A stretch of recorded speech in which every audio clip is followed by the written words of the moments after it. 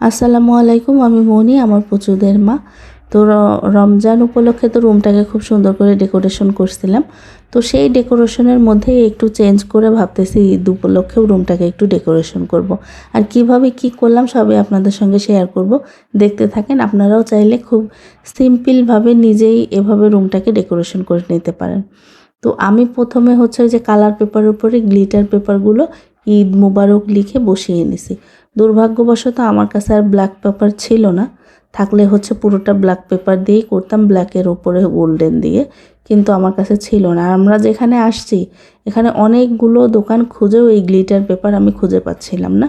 পরে একটা দোকানে পাইছি, তাও এক পিসই ছিল, একটা গোল্ডেন একটা মেরুন, এটাই ছিল। তো যাই হোক, আমি ওই যে ইয়েলো টাইপের যে কাগজটার উপরে লিটারগুলো বসিয়ে নিছি, ওই উপরে দেখেন একটু খেয়াল করে মাথাতে 2টা করে ছিদ্র করে নিছি, যেন রিবন ঝোলানো যায় এই ফুটা দিয়ে। তো এই যে এখানে হচ্ছে আমি সেম কালারের সুতা দিয়ে 4-5টা পরদে নিয়ে নিছি একটু মোটা করে, যেন একটু হেভি হয়। তাছাড়া এই সুতাগুলো এক পার্ট নিলে খুবই পাতলা হয়ে যাবে, বাতাসে উড়বে বা ছিঁড়ে যাওয়ার চান্সেস থাকে। এই জন্য আমি 4-5টা পরদে নিয়ে এবার হচ্ছে ওই যে মাথার উপর যে ছিদ্রগুলো আছে, আমি লেটারটা লাস্টে যে হবে মোবারকের কে, সেটা থেকে শুরু করলাম। তাহলে হচ্ছে এভাবে না করলে উল্টাপাল্টা হয়ে যাবে। তো এই যে সবগুলোতেই এভাবে হচ্ছে সুতাটা ঢুকিয়ে বের করে নিব। মানে সিরিয়ালি যেভাবে সাজাতে হয়, যে সিরিয়াল আমি সাজিয়ে নিছি, মানে পুরাটা দেখে যতটুকু বোঝা যায়। তো এখন হচ্ছে আমার ওটা তো রেডি হয়ে গেছে। আর ব্ল্যাক পেপার একটু ছিল, সেটা দিয়ে জাস্ট আমি ঈদটুকুই কভার করতে পারছি, মোবারক আর হয়নি। তো যাই হোক, যা ছিল সেটা দিয়েই কাজ চালাই। আর আগের যে হচ্ছে রামাদান কারিমের যে ব্যানারটা, সেটা আমি হচ্ছে খুলে এটা খুব যত্ন করে রেখে দিব। এটা গত 2 বছর আগের, কারণ এটা হচ্ছে আমার ছোট ছেলে, যাকে আমি হচ্ছে ক্যাপসুল বলে রাখি, মুয়াজের 10 মাসের যে একটা ফটোগ্রাফি করছিলাম তখনের এটা, এই জিনিসটা।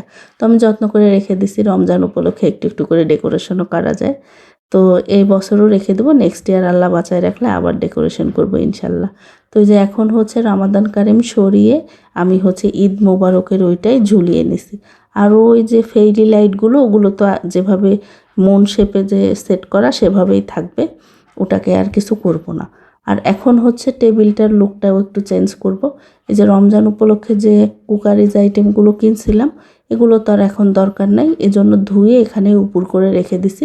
পানি ঝরে গেছে, এখন এগুলো হচ্ছে তুলে রাখবো। আর ওই যে টেবিল রানার, এটাকে চেঞ্জ করে হচ্ছে ওই যে ঈদ মুবারক লিখে যে একটা বাড়ি থেকে করে নিয়ে আসছিলাম, সেটাকে বিছাবো। তো এখানে যে আমি থালা বাসনগুলো, মানে হচ্ছে যে কুকারিজ আইটেমগুলো যে উপর করে রাখছিলাম, সেটাতে তো পানি যে একটু জমেছিল, সেটা আর আমি দেখি নাই। আমি ওইভাবেই হচ্ছে কাপড়টা পেরে দিছি, আর ওই কাপড়টা হচ্ছে ভিজে গেছে। একটু একটু স্পট বোঝা যাবে, দেখতে পারবেন ভিডিওতে। তো এই যে এখন হচ্ছে টেবিলটাকে মোটামুটি গোছাই নিছি। আর প্রতি বছরে আসলে ঈদটা আমার শ্বশুর বাড়িতেই করা হয়। আমার বাবার বাড়িতে মাত্র 3টা কি 4টা ঈদ করছি। তার মধ্যে হচ্ছে আমার মেয়ে জন্মের পরে হচ্ছে 2টা ঈদ আমার বাবার বাড়িতে করা হয়েছে। বাবার বাড়ি বলতে আমার বাবার বাড়িতে না, আমার আব্বুর অফিস কোয়ার্টারে। আব্বু তো চাকরি করে, সেই অফিসেই ছিল, সেখানেই আমি হচ্ছে আমার মেয়ে হয়েছিল।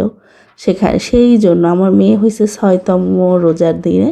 এই জন্য ওই রমজান ঈদ আর কুরবানি ঈদটা প্রথম আমার বাসাতে করা হয়, আর সবগুলো ঈদই আমার শ্বশুর বাড়িতে করা হয়। তো এবার ভাবছি হচ্ছে বাড়িতে ঈদটা করব না। ইচ্ছা আছে, তারপরও পরিস্থিতি আসলে সায় দিচ্ছে না। এখন জানি না, বলতে পারি না কী থেকে কি হবে।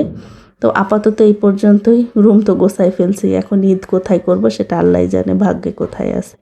তো আপনারাও চাইলে এভাবে সিম্পল ওয়েতে খুব সুন্দরভাবে নিজেদের রুম একটু বুদ্ধি খাটালেই আসলে চেঞ্জ করতে পারেন, ডেকোরেশন করে নিতে পারেন। আর আমার আইডিয়া বা আমার সাজানো কেমন হয়েছে সেটা অবশ্যই কমেন্ট করে জানাবেন। ভালো লাগলে একটা রিয়্যাক্ট কমেন্ট করে দেবেন, প্রতিদিন যা বলি আর কি। তো এক আলোতে একভাবে একটু একটু করে ভিডিও করছি, কোনটা বেশি ভালো লাগছে অবশ্যই কমেন্ট করে বলবেন। আর আপনারাও একটু একটু করে নিজেদের রুমগুলো সুন্দর করে সাজায় নেন, বছরে মাত্র 2টা ঈদ আমাদের। তো সবাইকে অগ্রিম ঈদের শুভেচ্ছা আবারও। সবাই ভালো থাকবেন। আজ এ পর্যন্তই। আল্লাহ হাফেজ। আর হ্যাঁ, কমেন্ট করতে ভুলবেন না।